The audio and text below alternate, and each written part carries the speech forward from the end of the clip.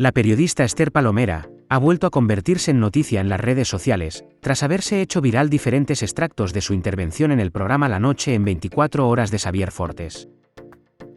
Haciéndose eco de los incidentes ocurridos en Paiporta, Esther Palomera no ha dudado en acusar a la extrema derecha de estar detrás de todo ello, así como también ha denunciado el papel jugado por el presidente de la Generalitat Carlos Mazón y el líder de los populares Alberto Núñez Feijóo, como auténticos incompetentes en la gestión de la tragedia, y en haber caldeado con sus declaraciones a los vecinos afectados de las localidades.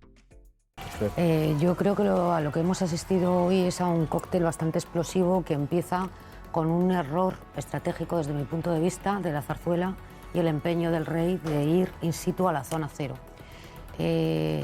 Eso se ha sumado a la indignación lógica de los vecinos, que están, como decía Paloma, devastados y que se han sentido desatendidos en los últimos días, y por supuesto la organización de grupos de ultraderecha que han ido a reventar el acto, la visita de los reyes y del presidente de la comunidad autónoma y del presidente del gobierno. Yo creo que lo que subyace de todo esto es algo muy peligroso, y es algo muy peligroso porque yo creo que no protestaban contra Pedro Sánchez, ni contra Mazón, ni contra la comunidad autónoma, ni contra el gobierno de España, ni contra el rey. Lo que subyace todo esto es que hay un malestar con la clase política en general, y eso es un malestar con la democracia que hemos construido desde hace 40 años. Y por lo tanto yo creo que los partidos políticos con sentido de Estado, y subrayo de sentido de Estado, deberían de trazar una línea que separe este tipo de comportamientos con la búsqueda de soluciones y con la responsabilidad institucional. Sí. Yo creo que esta tragedia nos deja varios debates abiertos. Uno es el del negacionismo climático, sin ninguna duda. Total. Otro es el de la voracidad urbanística, Sí.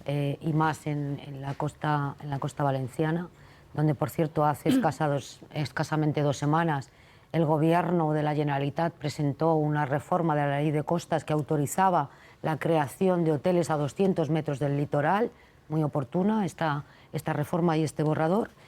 Y otras son las responsabilidades políticas, pero no debemos de olvidarnos que el origen del malestar de los valencianos afectados por esta tragedia está en que la Generalitat mandó una alerta pasadas las 8 de la tarde, 12 horas después. cuando ya había muertos, es decir, 12 horas después de la tercera alerta de la EMET, y cuando ya se habían producido víctimas mortales como consecuencia de las riadas. Ojalá el problema de los medios de comunicación y de los periodistas, Carlos, solamente fueran las redes sociales. Porque yo en estas últimas 48, 72 horas, como en otros momentos de actualidad política, he visto a supuestos periodistas reputadísimos haciéndose eco de bulos que no se sostienen. Y también he leído en medios de comunicación, supuestamente medios de comunicación, sostener teorías de la conspiración que no se corresponden con la realidad. Por lo tanto, ojalá solamente fueran las redes sociales. Esto por no entrar en la información que difunden determinados políticos a través de sus cuentas en las redes sociales, que hemos tenido ejemplos absolutamente delirantes en los últimos días. Y por seguir, yo tampoco me olvidaría de esa primera comparecencia del líder de la oposición, porque claro, cuando hablamos de Estado fallido, Estado es el Gobierno de España, la Generalitat, la oposición, los bomberos, los médicos, los alcaldes, todo es Estado. Y esa primera comparecencia de un líder de la oposición que presume tener un sentido de Estado bien acuciado y de ser alternativa de gobierno, no puede plantarse en el lugar de los hechos a cargar contra un gobierno sin tener la información, y además mintiendo deliberadamente como mintió respecto a la información que había dado la EMET. Sí, a ver, yo creo que no es una cuestión de inoperatividad del Estado autonómico, sino un problema de incompetencia de un gobierno autonómico. Luego el tiempo dirá, según la investigación y las lecciones que se saquen de esto, si ha sido, además de incompetencia, negligencia. Pero a priori, a la pregunta de si el gobierno debía de tomar el mando, yo como observadora he visto desde fuera, viendo los pasos que fue dando erráticos el gobierno de la Generalitat, hubiera dicho que sí, que el gobierno tenía la obligación de asumir ese mando. ¿Por qué? Porque ya no solamente fue la tardanza en enviar esa alerta a los vecinos de Valencia, fue la falta de medios, la falta de coordinación de los servicios de emergencia, como denunciaban todos los vecinos y los propios servicios de emergencia, porque fue la tardanza en pedir a otras comunidades autónomas que mandaran efectivos, porque fue la inacción cuando realmente el resto de comunidades autónomas mandaron efectivos de bomberos o de policías locales que los tuvieron 2 días sin asignarles ningún trabajo. Han sido tantos los fallos que se han mostrado en el gobierno regional que yo hubiera dicho que sí. Pero también estoy convencida de que al gobierno de España se le va a criticar en cualquier caso. Es decir, si hubiera tomado el mando, hubiera sido Pedro Sánchez el dictador, quiere controlar el Estado autonómico y un gobierno del Partido Popular, y ahora que ha decidido que no por cuestiones técnicas, según nos explican, es que lo que está intentando es endosar la responsabilidad de la catástrofe al gobierno regional. Quiero decir, en cualquier caso, al gobierno de España se le va a criticar por una cuestión o por otra. ¿Querías comentar algo? No, yo creo que la frase de Sánchez, querido Pedro, no fue la que tú has reproducido, fue una frase en un contexto y lo que dijo es: si necesitan más medios que los pidan, que no será por falta de medios, todos los que nos pidan se les van a enviar. Creo que en eso hay que ser muy precisos, porque además ha corrido como la pólvora por las redes sociales esa frase, que no se atina a la literalidad de las palabras del presidente del gobierno. Y luego yo creo que la Constitución sí es clara en cuáles son las competencias exclusivas, cuáles son las competencias compartidas.